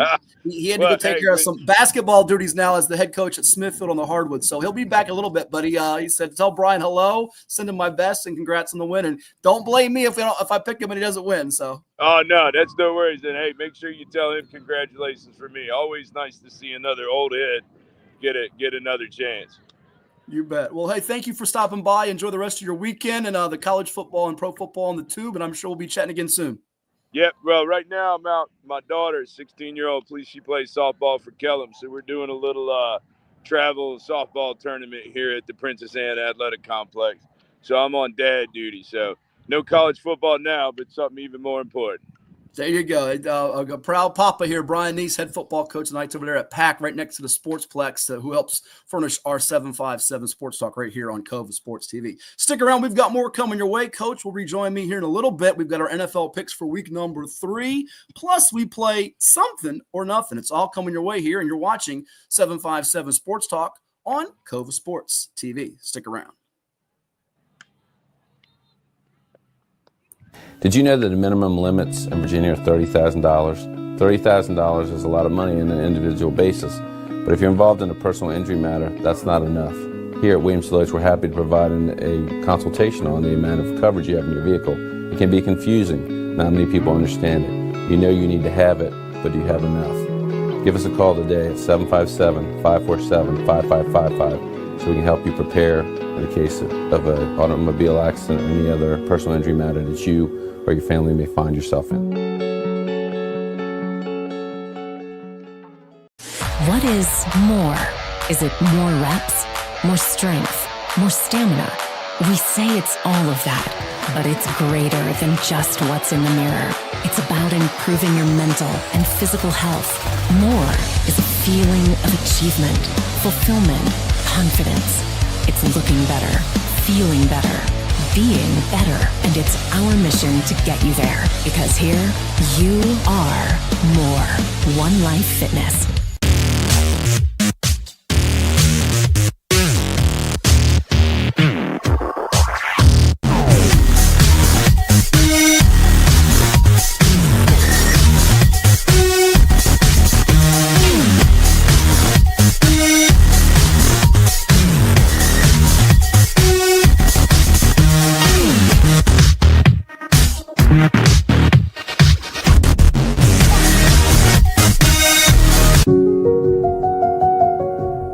As a banker at Town Bank, we believe that people bank with people, not with banks.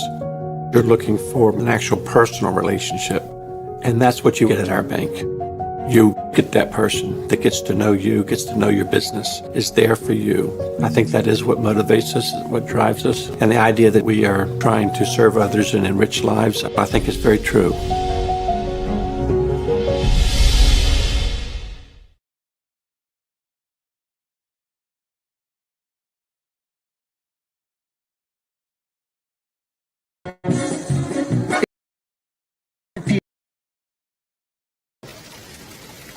What has 5 letters and starts with gas?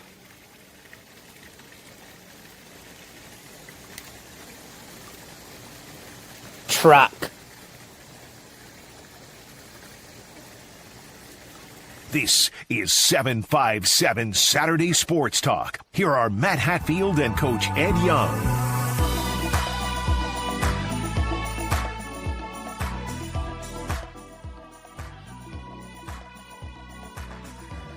Matt Hatfield back here with you alongside the coach Ed Young, a man never known to drive a truck or a Subaru. That's the black Charger, ladies and gents. And he's ready to play something or nothing. Are you not? I'm definitely ready because that Fool in the Pool is getting worse and worse. You're really stretching now. 5 letters starts with gas. You could have said 3 letters and starts with gas, or 6 letters starts with gas. Scooter. What? Scooter.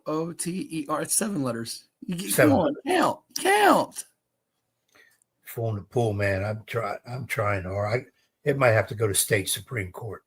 State Supreme Court. Well, speaking of the courts, the NCAA, they've been there, right? Because we play something or nothing. Eliminating the spring transfer portal window for football for 2025-2026. Is this something or is this nothing, Coach? I read the article. I think I read it twice, and I'm not grasping. I thought, and you correct me if I'm wrong, because you will if I'm right. If they need to do the transfer window when these teams are involved in playoffs or bowls, whatever, playoff/bowls, they got to shut all transferring down so a kid doesn't leave a team as they're prepping for a bowl or championship. Now, I understand people say, well, you can't do that because schools got to get all students in it by a certain time to be registered for the semester. Well, you know what? Make an exception for athletes because it's dumb to see a team. Was it Marshall last year? They were in a bowl and half the team transferred, and they had to drop out of the bowl and somebody else went in. Stupid. Now, of course, that's a whole nother topic is we got to get rid of some of these bowls that mean nothing when you have 6 and 6 teams playing each other.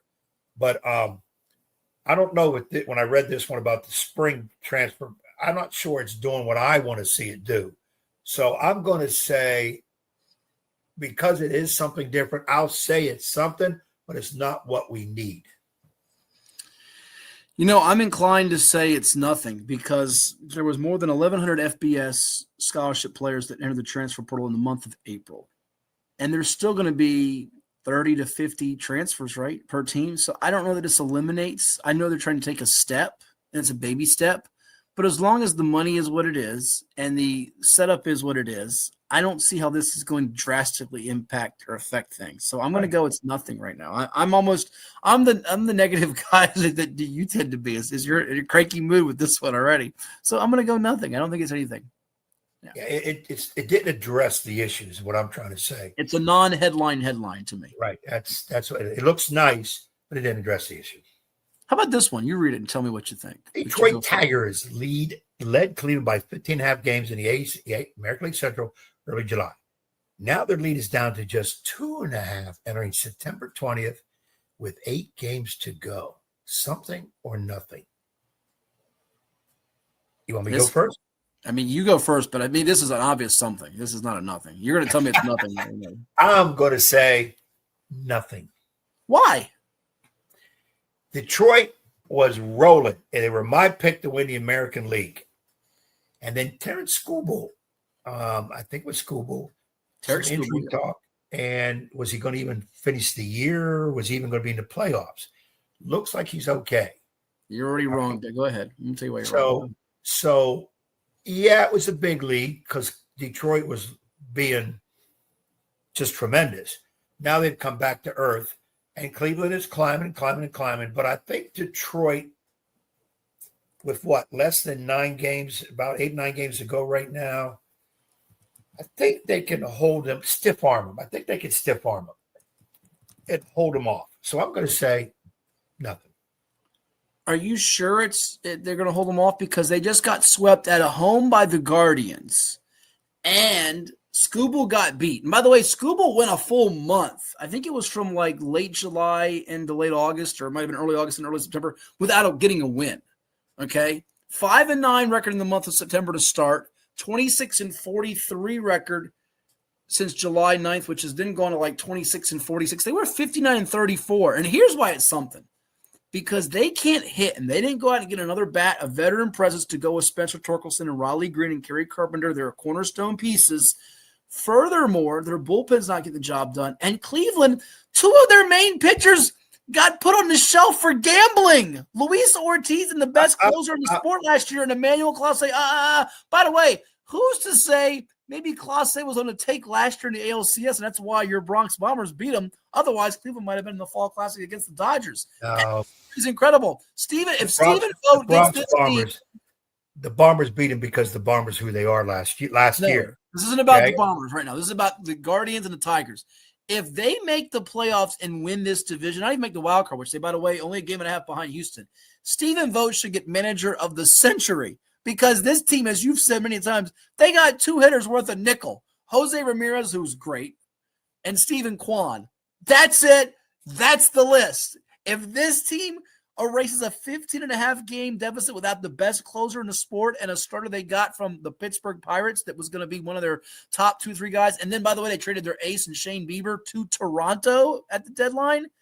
This is a story that, you know what? If this was the Mets or the Dodgers or your beloved or hated Yankees, people would be squawking about it to the end of time. But because it's the middle of the country with Cleveland and Detroit, we don't care. It's football season. This is something. And if Detroit collapses and misses, oh my gosh, that could set the franchise back for years and years and years. So it's something on both ends, something for the Tigers and it's something for the Guardians. You missed the mark big time on that one. We go to the next one. Oh, it has to do with my guy now. Go ahead. Tell me if it's something or nothing. Kyler Murray, who is the quarterback for his beloved Arizona Cards, apologizes for wearing a Michael Vick jersey in a photo shoot with his dog. What's the connection? Vic, dog. Well, here's my thing, and I'll keep it very simple and let you do most of the talking because I'm going to sound like the biased fan. If it was nothing, why is he apologizing? That's all I have to say. That's why it's something. It was not well thought out or smart, just like Kyler Murray's decisions on a fourth quarter drive against Buffalo in week 1 of the 2024 season, late in the season trying to upset the Rams. His decision-making is not the greatest, which is why it always plagues the Cardinals in the end. So this was not a good decision. He apologized for it. We accept the apologies and move on, but this was something because he apologized.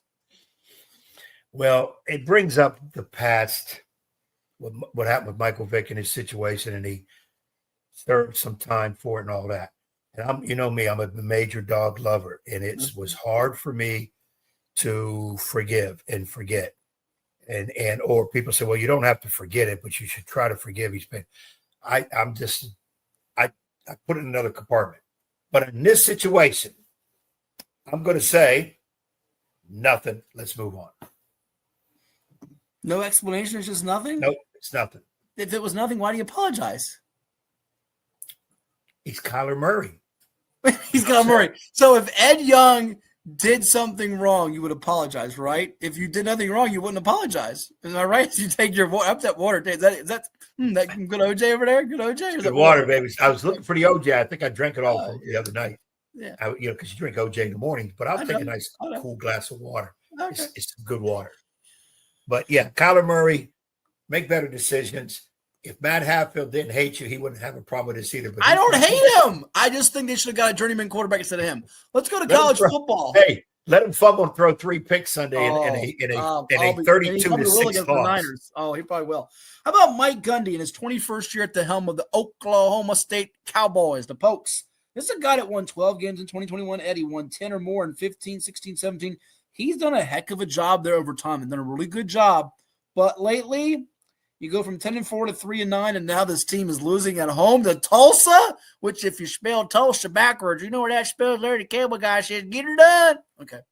By the way, for the first time, which we can't spell it right, it's not for the first time, First. We'll get that fixed with our crack staff. Is that something or nothing? Is Matt Hatfield Siri? Is Matt Hatfield something or nothing? You'll need to unlock your. I got to unlock the phone again. Oh, come on. But is this something? This is something. This is something. This is now we know what happened to a couple bad coaches last week. Yeah. Losing their jobs at Virginia Tech and UCLA. Mike Gundy, in this day and age now, people are going to say, well, he's a veteran. He's built up some cachet. You're not going to get rid of him. It was to Tulsa State School. First time since 51. They're not winning. It's now snowballing. Now snowballing. It is. And he got beat by a bajillion points by Oregon, the Ducks, who were all they were cracked up to be. He's got Arizona, Houston. His schedule's not getting much easier. It's not in the Big 12. I was just going to say, you maybe got the schedule for whatever. He's not going to win much more games. So this was I don't see him win 3 games. I really don't. This was a must win. This was an absolute must win. And the bad thing is, it was another State of Oklahoma team who is not that well. Yeah, they're not beating the Sooners, by the way. They don't have to play them, thank goodness, anymore because they're in the SEC. But, geez. How about this last one here? The Indiana Fever advanced to the WNBA semis without Caitlin Clark. Is this something or nothing? You want me to go first? Or you go first. I'm going to let you go first because I'm actually going to have to decipher this. I think this is nothing because people are trying to make this out to be they don't need Caitlin Clark. It diminishes her value. I just think in this best of 3 in the WNBA, it's almost more of a crapshoot than the baseball wild card. And, the defending champs got knocked out in the Liberty. Phoenix knocked them out. I like the Lynx to win the whole thing. Las Vegas had that long winning streak and had to stave off elimination with Seattle after losing a game and blowing a lead in game 2. I think this is nothing. I think it shows you it's something that the Fever have done a nice job constructing that team beyond Caitlin Clark. They don't depend on her alone. Just because she's out doesn't mean that, they don't need her. I just think they got a good draw.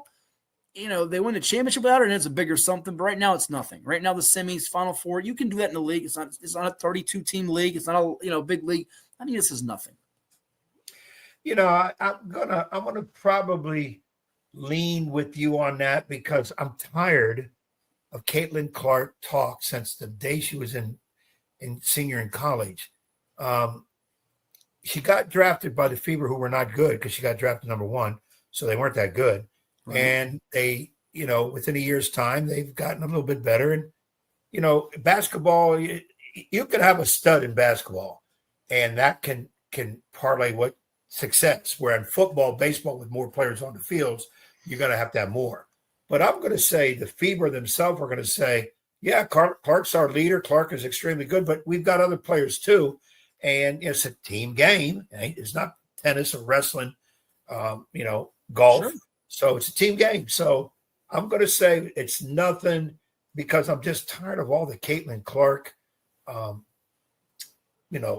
talk about, everything has to lead with Caitlin Clark and she saved the WNBA. No, she didn't save the WNBA. She made some things better, but she didn't save it. That league would be going on with her or without her. Okay. We're going to have you do a golf foursome with Caitlin Clark, Angel Reese, and the biggest Yankee hater in America. We'll see how you enjoy that golf foursome. First of all, Reese and Clark probably will kill each other with the clubs, and I got to referee that. So that probably ain't going to work. And Angel Reese is going to act the fool out there, and I'm going to say something to the young lady that she's not going to like. You know, Angel Reese. Yeah. We don't know who that fourth person would be. That's the biggest Yankee hater in the world.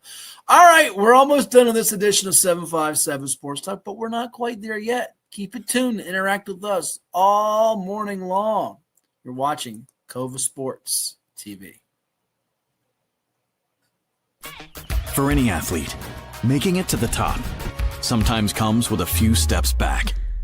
That's why parents count on CHKD Sports Medicine, advanced diagnostics, treatment, and rehabilitation for sports injuries just for young athletes like yours. With convenient locations across Hampton Roads and a whole team of experts here to keep your favorite player at the top of their game. CHKD Sports Medicine. Learn more at chkd.org or call the CHKD Sports Injury Hotline. Cova Painting. We don't just paint, we transform spaces. Visit covapainting.com or call 757-550-7357 and mention the Sportsplex for 10% off of projects over $1,000. What's up at DQ? Oh, just the best deal ever! The $7 Bacon Cheeseburger Meal Deal. Bacon cheeseburger for a limited time, plus fries, drink, and a sundae. Yeah, this is not the time to be modest. It's all full size for just $7. And there's bacon on that burger. The $7 Bacon Cheeseburger Meal Deal. Now, for a limited time on the $7 Meal Deal lineup. Only at DQ. Happy tastes good. Like my skin is like you're making me uncomfortable. Like I don't know what you're talking about. I'm the evil basketball coach. Blast you, Ed Young!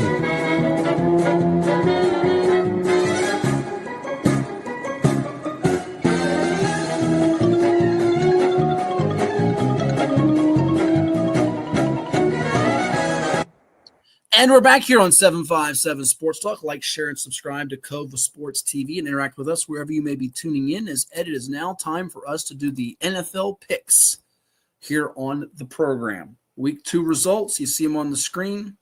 Ugh, yucky. 1-2 for me, 1-2 for Mr. Pearl, 0-3 for you as you lost on the Vikings -3.5, as did Bruce.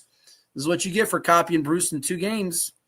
You also lost the Cardinals -6.5. Oh, that was great. We got the win, but barely. Didn't cover against Carolina.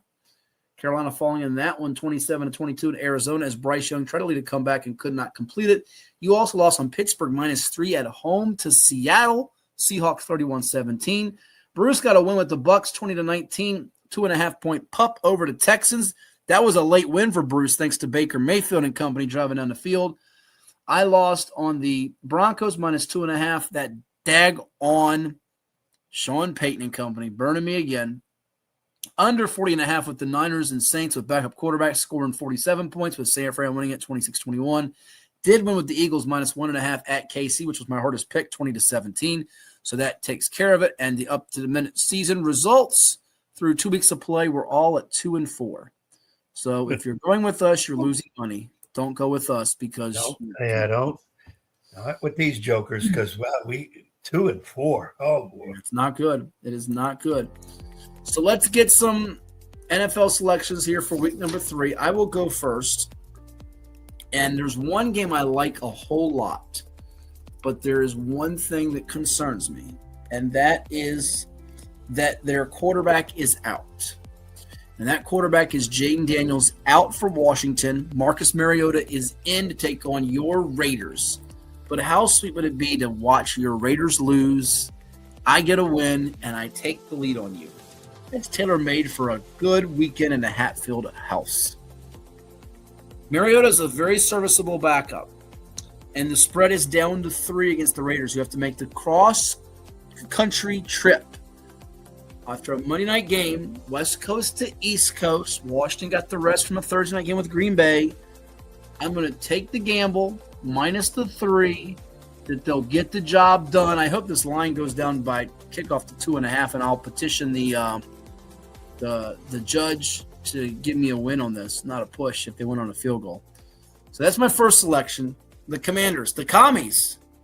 Hail to the Commies. Laying 3 against the Silver and Black. You're up. Good pick. Because a lot of people are starting to lean towards my Raiders for that game. I'm like you though. I think Washington's going to pull it out. For me, I'm going Tampa Bay Bucks -6.5 over the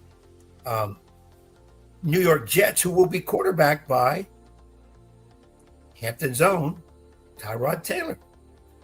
I think you're making a mistake. A lot of injuries in this game, especially for the Bucks coming off the Monday night physical bruising with the Texans. It's a dangerous game. It's a dangerous pick, but I'm going to go.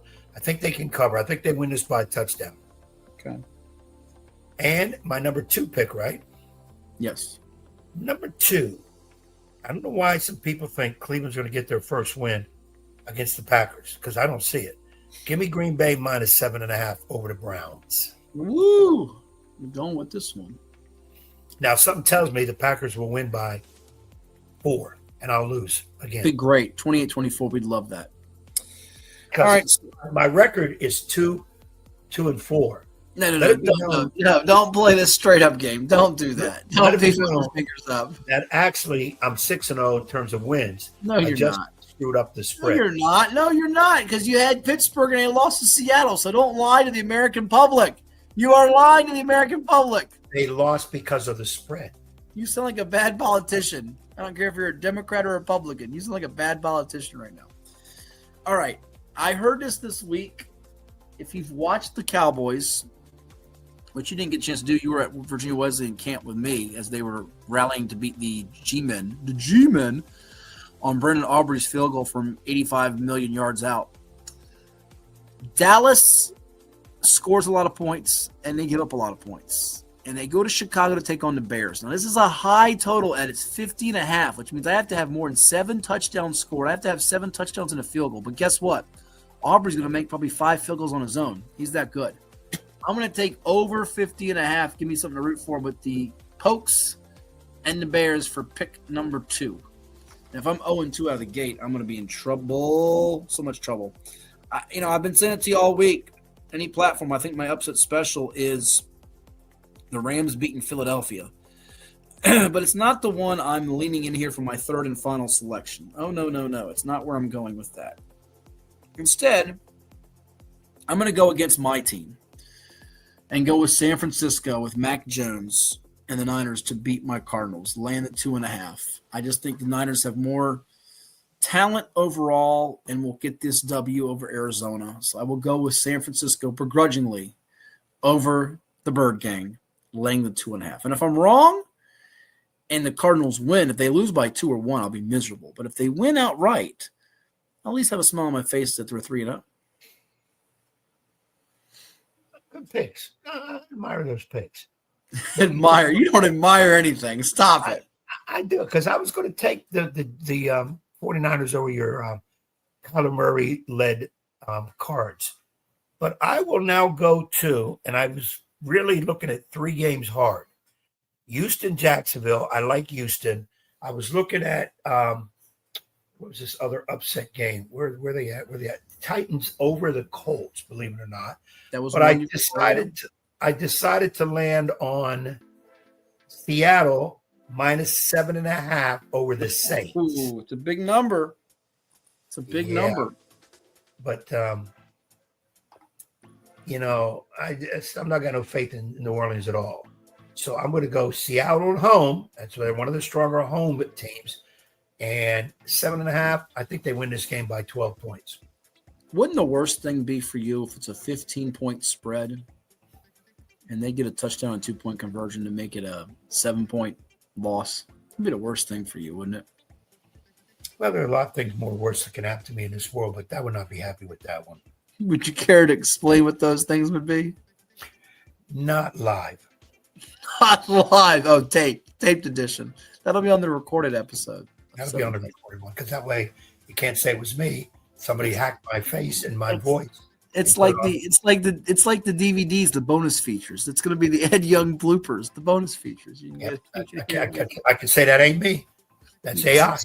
Subscribe, and not Allen Iverson. Subscribe for $9.95 and get exclusive content of Ed with Alexa and with Siri. And if you missed it at the top of the show, here it is again. Hey Alexa, Is Matthew Hatfield smarter than Coach Ed Young? From On3.com. It was a 6-game win for Hatfield over Young, both of whom got better than 84% of their projections right during the 2024 regular season.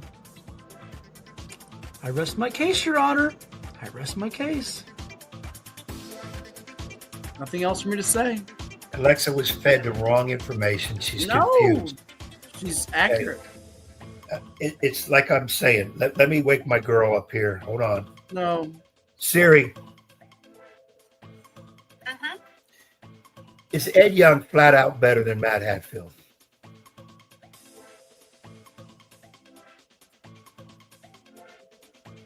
All indications point. Well, why don't you say it out loud? Hey! All indications point so, but she didn't say it out loud. No, she didn't say it out loud. You're just making that up, I think. No. I think you're going to have to dump Siri and get you an Alexa. So, for the coach. Siri. We'll still keep talking to Siri. Siri. Tell me about Alexa.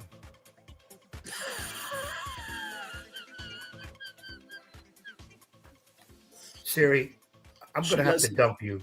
She doesn't kiss and tell. That's going to wrap it up. He's the coach. I'm Matt Hatfield. And we'll catch you later. Oh, me oh my. The only thing that'll make Ed sadder is if, you know what? If we do it. No, don't do it. Don't do it. Don't do it. Oh, the audience poll is being weighed. I'm looking at it live. It's 62% yes. Oh, now it's 48%. Oh, wait. Oh, 52% yes. They want to hear about the race. Hey, it's joke time. And we're here to tell you that Orange didn't win the race. But why did the Orange not win the race? Because it ran out of juice. Gotta go find the juice, man.